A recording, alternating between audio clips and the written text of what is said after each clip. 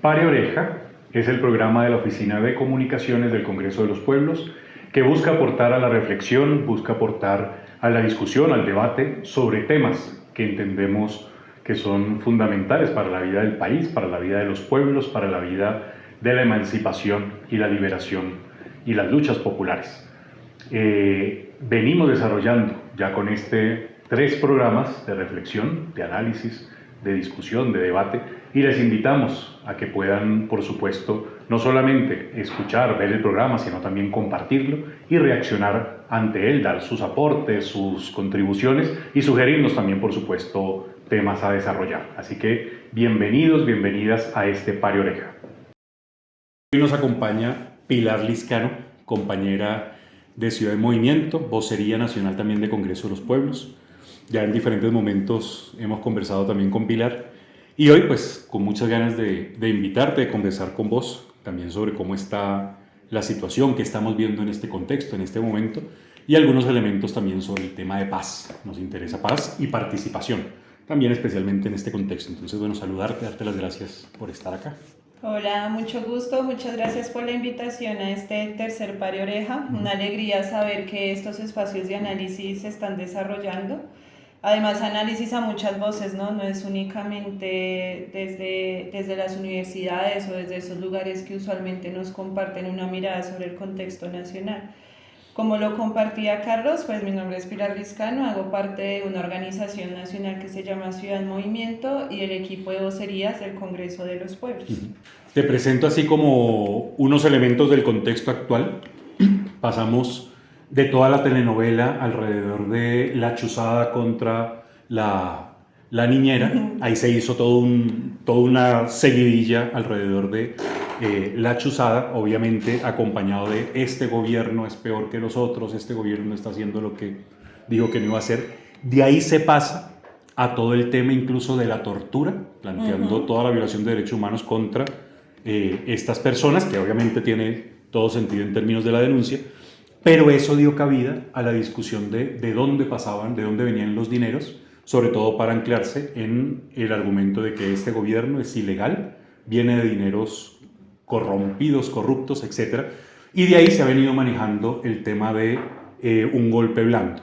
Se convoca el 7 a una movilización en apoyo al gobierno, el 20 de junio se convoca a una movilización que estaría en proyección de parte de la derecha, pero bueno, ¿cómo estás leyendo, cómo estamos leyendo desde el Congreso de los Pueblos este momento en medio de todo eso que está pasando? Y que obviamente involucra la discusión en Estados Unidos, en el Congreso, en Colombia, todo ese cuento, además de una u otra forma callando o acallando las declaraciones, por ejemplo, de uno de los grandes paramilitares en Colombia, de Mancuso, y que en este momento pues nos plantea en una realidad bastante compleja. ¿Cómo lo están leyendo ustedes?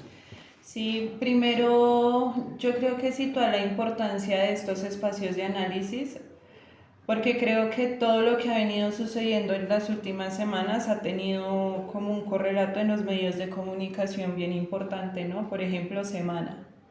Estoy sorprendida con todo el dispositivo que ha venido desarrollando Semana alrededor de este tema y con mensajes muy claros, ¿no? Sobre todo en la idea de que este gobierno no es un gobierno que le esté apostando a los cambios o que en efecto esté a favor de lograr las reformas sociales, por ejemplo, que el anuncio de Racero pues deja ahí como una preocupación para el movimiento social y la gente en general, como así que las reformas sociales se van a pausar, ¿sí? Eso qué implicaciones tiene en el escenario, en el contexto colombiano.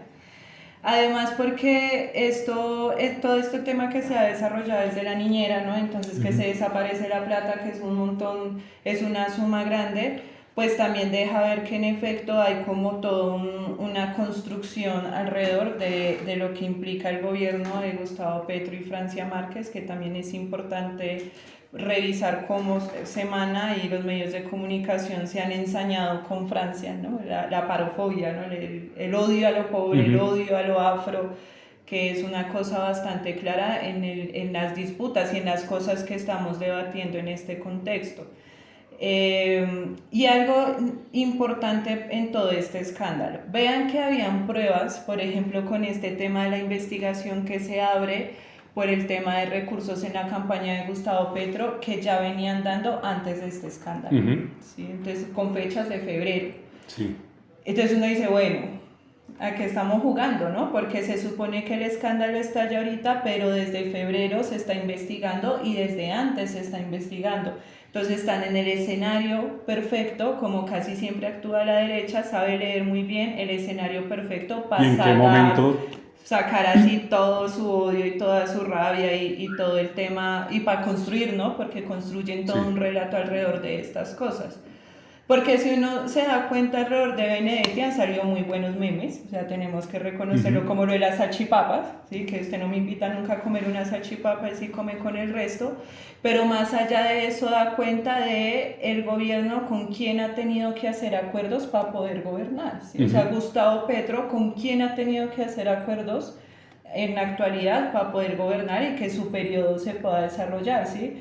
Porque estamos en un momento en el que muchas cosas entran en juego, los militares, ¿sí? Con todo su discurso, con esta idea de que Colombia está en riesgo, que va a ser como Venezuela, que es una matriz que se viene moviendo desde que inicia la campaña del pacto histórico, hacen esta movilización, llegan a la Plaza de Bolívar, se ven un montón de personas, luego Gustavo Petro en una conferencia con ellos diciendo la solución política al conflicto. Pensar que se va a lograr la solución política al conflicto es iluso, ¿sí? Gustavo Petro lo dijo, ¿no?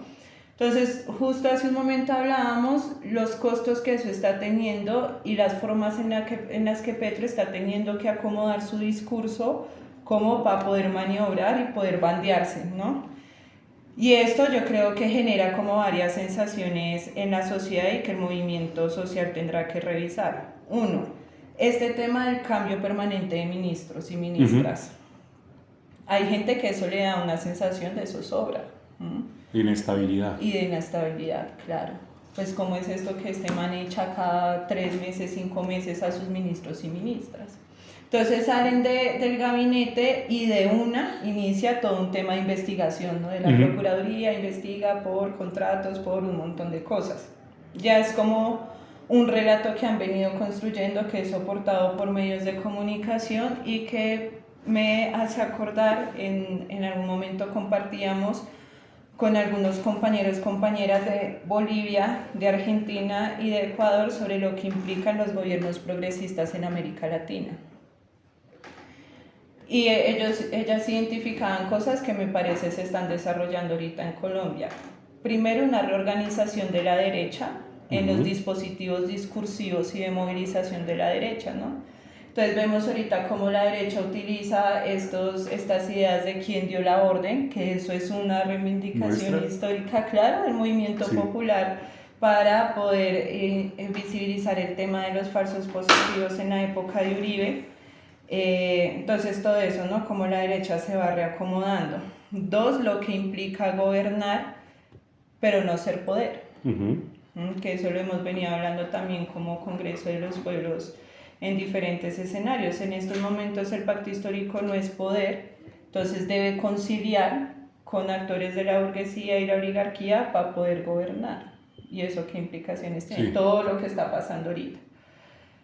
Y tres, eso qué retos le trae al movimiento social, ¿sí? Yo sí creo que una de las apuestas debe ser, pues, poder respaldar las reformas.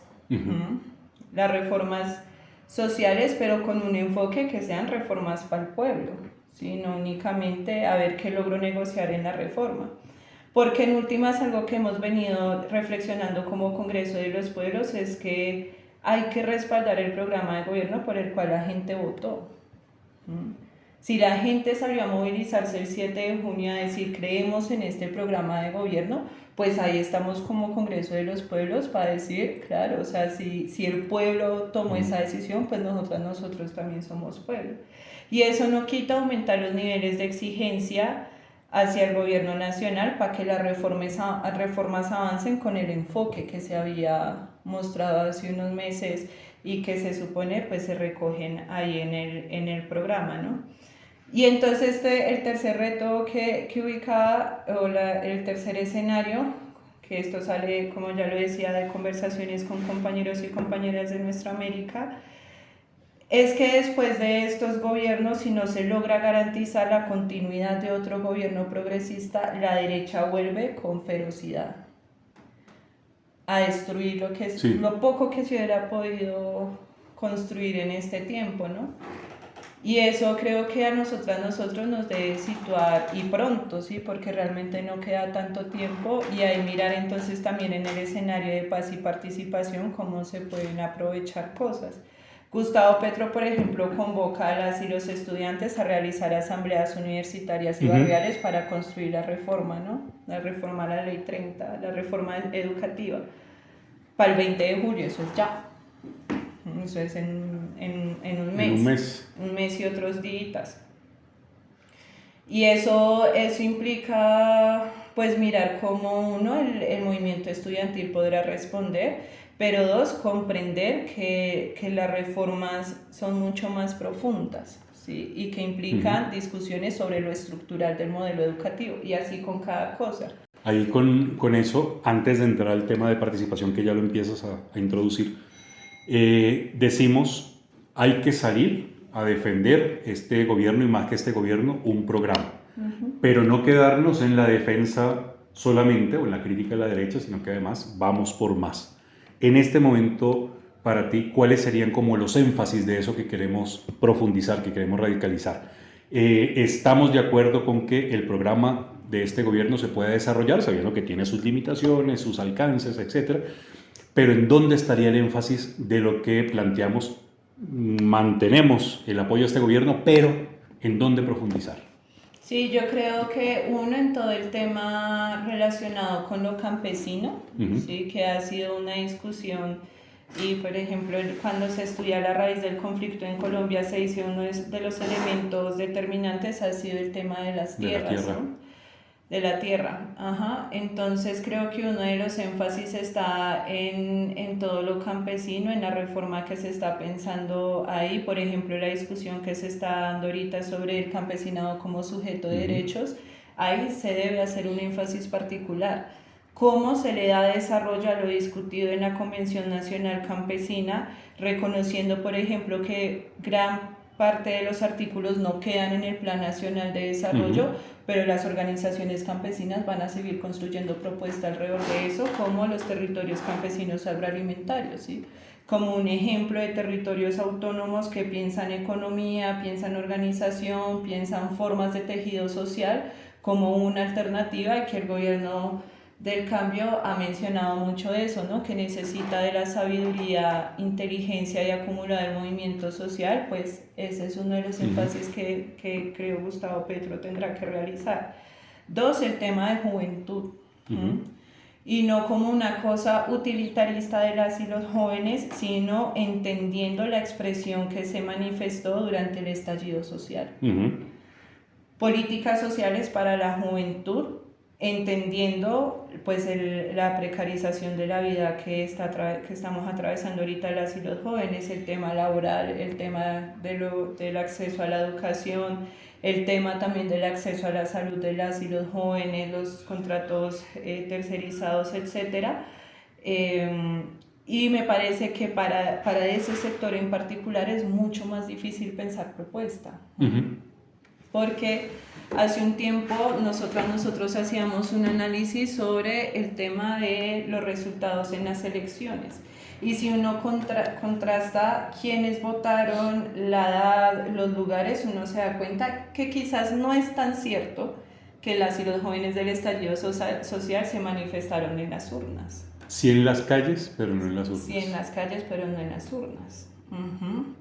Porque uno cómo va a confiar en últimas en una institucionalidad que históricamente le ha traicionado. Ahora, eso no quita que vean en el pacto histórico una posibilidad, pero no necesariamente hubo esa conexión tan directa, ¿no? Entonces, uno cómo hace para poder dialogar con las y los jóvenes que están cansados y cansadas de esta realidad, que en el estallido social, puta, tocaron el mundo con sus manos, tuvieron la posibilidad de exigir cosas, de bajar a funcionarios del gobierno y que ahorita están esperando también que el gobierno nacional plantee cosas. Además, jóvenes que fueron desmovilizados y desmovilizadas de las calles por medio de contratos a través de las alcaldías locales. Contratos y amenazas y violencia. Claro, porque entonces hace poco una compañera de Cali, un compañero de Cali, me contaba que a varios jóvenes de las primeras líneas y varias jóvenes las contratan y aún estando contratadas, les abren procesos de investigación. Sí. Y ahorita son un problema que tienen ahí, ¿sí? Entonces, ahorita está rondando una denuncia de un compañero de Cali que fue capturado, Sergio, y lo que se dice es que eso es un falso positivo, ¿sí? Entonces, ¿cómo lograr que la juventud confíe en eso? Y no solo en el gobierno, sino que la juventud confíe en las formas de organización del movimiento social. Ahí es como un doble reto, ¿no? Porque si Gustavo Petro quiere que bajarse el balcón a las calles, como lo dijo antes del 7 de junio, para lograr el respaldo a sus reformas, pues sí o sí debe buscar cómo conectar con la juventud. Y el movimiento social y popular, si quiere mantenerse en la exigencia de los pliegos históricamente incumplidos, sí o sí debe contar con el sector juvenil. Mencionas juventudes. ¿Qué otro aspecto consideras central por el cual vamos por más? Sí, yo creo que otro aspecto central es todo el tema de la defensa de la vida, como lo enunciamos nosotras y nosotros, que pues en la cotidianidad uno lo escucha como la situación de derechos humanos. ¿Sí? El Congreso de los Pueblos ha venido denunciando que estamos en un contexto de crisis humanitaria, emergencia humanitaria, y en ese sentido, pues el tema del desmonte del paramilitarismo. Correcto. Si el gobierno nacional quiere que haya participación, debe abordar el tema del paramilitarismo. Correcto. Así de sencillo, ¿sí? Y no puede ser únicamente el desmantelamiento de las estructuras paramilitares, sino comenzar a abordar esto como que el paramilitarismo ha sido una política de Estado en Colombia, ¿sí? Entonces, ¿cómo se hace para poder abordar toda la situación de derechos humanos, toda la situación de los liderazgos sociales, toda la crisis humanitaria, conectando eso que ahorita tú mencionabas a Mancuso con el tema del paramilitarismo? Es increíble, hace unos días leía que Mancuso ubicó unas fosas, ¿no? Sí, unas fosas comunes, y se fueron a buscar eso y en efecto eran fosas comunes, ¿sí? Pero nadie dice nada, ¿sí? Correcto. Y nadie dice nada de Fedegan, que ahorita está sentado en la mesa y ha financiado el paramilitarismo. Nadie dice nada de Ecopetrol, por ejemplo. Sí. Claro que está la discusión sobre lo público y lo privado de Ecopetrol, pero también los nexos con el paramilitarismo.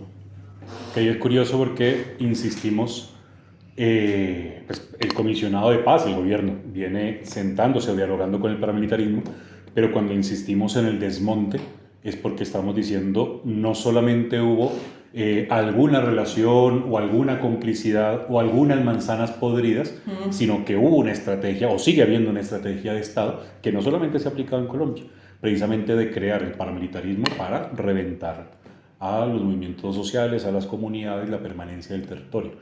Esa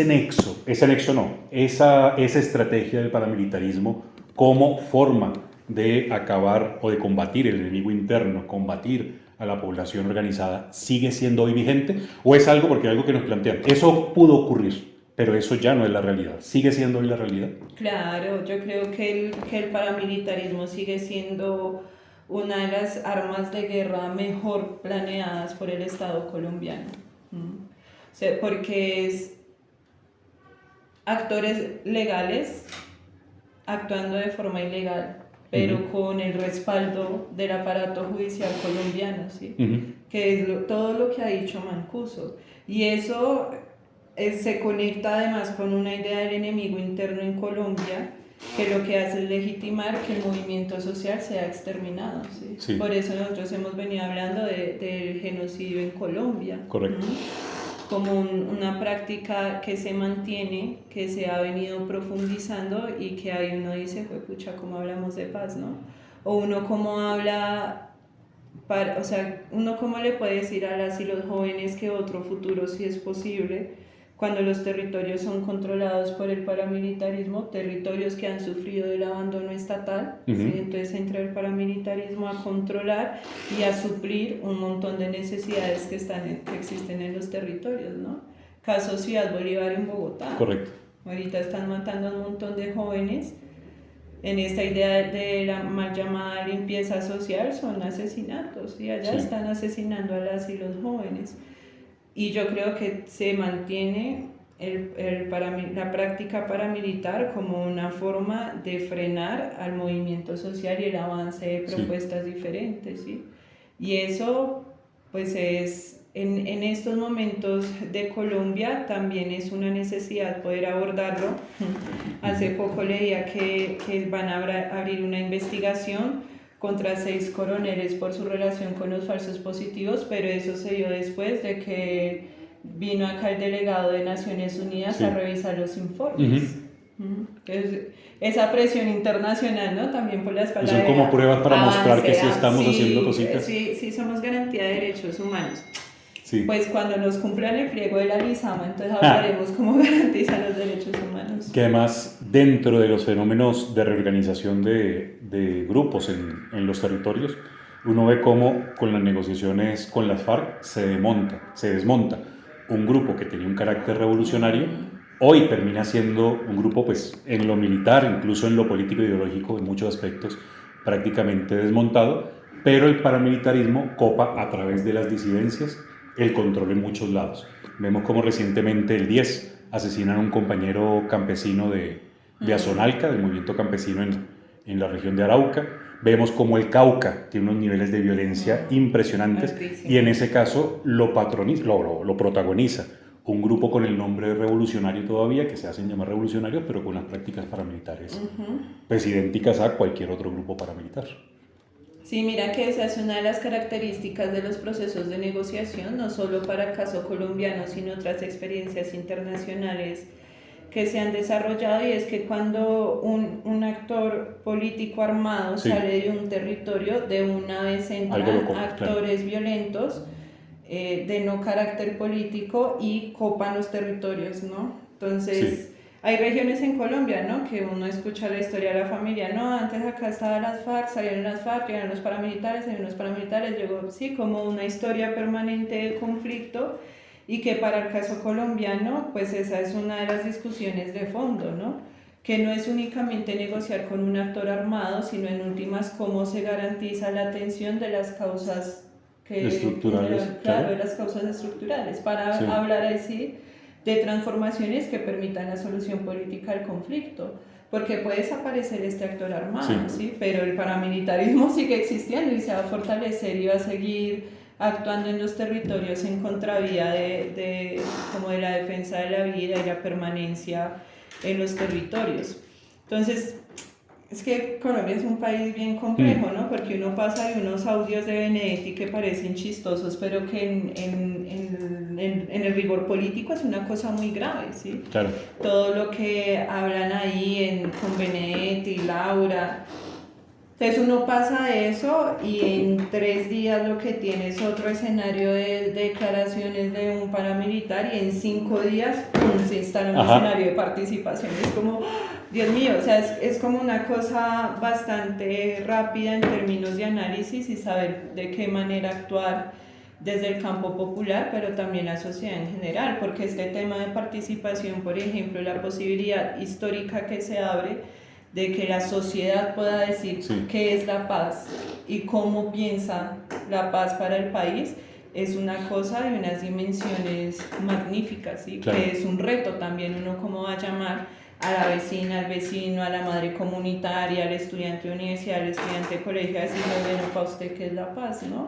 Y para construir la agenda de transformaciones que hace tanto hemos soñado, y que por eso hemos hecho tantos paros, tantas movilizaciones, y que ahorita tenemos insumos importantes que toca mirar eso, cómo se pone en diálogo con otros y otras para la construcción de la paz con transformación. ¿Y el Congreso de los Pueblos cree en la participación? ¿Realmente cree que a través de mecanismos de participación como los que se están construyendo, realmente vamos a cambiar algo en este país? Claro, en el Congreso para la Paz realizado en el 2013, una de las conclusiones que salían es que será el pueblo quien decida cómo participar, y será el pueblo quien logre avanzar en las transformaciones para él mismo, ¿sí? Sí. Pues también ubicando esto en un escenario de lucha de clases en el que estamos actualmente. Y en ese sentido, como Congreso de los Pueblos, sí creemos que la participación de la sociedad es la posibilidad para avanzar en las transformaciones que permitan tener una sociedad más justa, ¿no? Que eso implicará interpretar muchas cosas a la vez, Sí. ¿sí? Interpretar lo que está pensando y deseando la juventud, lo que está pensando y deseando las madres, la gente de los territorios, de las regiones, y eso cómo se transforma en una participación real, una participación vinculante. No queremos diálogos regionales vinculantes. Ajá. O sea, no queremos un evento en el que convoquen a 1000 personas para que llenen un formulario y lo dejen en un buzón y me voy, Sí. ya no sé Y qué cada pasó quien con drene eso. sus necesidades y pase por la Claro, no, carretera, pase por la otra cosa. la certeza es lo colectivo. Sí. Sí, si yo me junto con la gente de mi barrio para decir acá necesitamos un acueducto o para decir el metro no pasa por acá, y uno tiene un poco de certeza, Sí. uno solito y solita difícil. Yo entro ya con un prejuicio porque hemos tenido muchos espacios de participación, muchos espacios de negociación, acuerdos, y nada de esa vaina se cumple en este país. Entonces uno entra siempre con un prejuicio, una predisposición y ya una carga así negativa por la historia, con justa razón.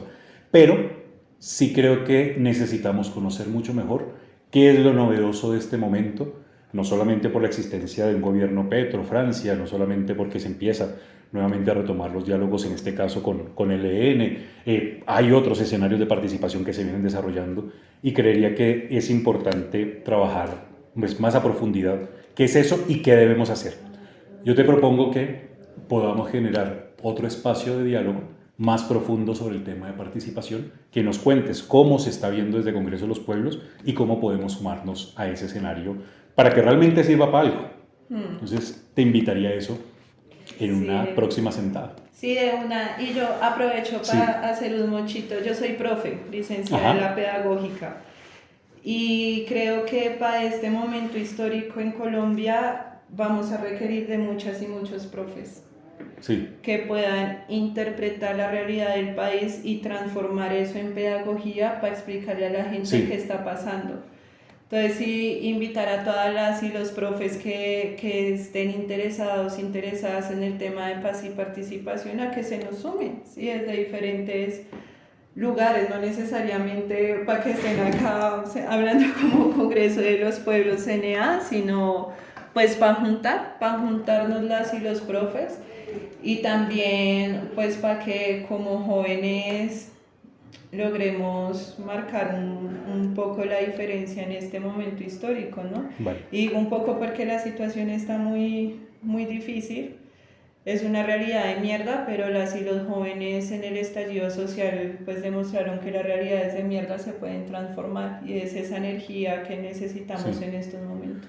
Yo creo que, como dices, se pueden transformar a favor del pueblo, pero también cualquier victoria que logremos nos las pueden tumbar. Entonces desde ahí nos llama al doble, a ese doble reto. Bueno, profe Pilar, agradecerte mucho el diálogo y bueno, el compromiso de continuar este diálogo. Sí, así es. Nos vemos. Nos vemos. Parando oreja. Gracias.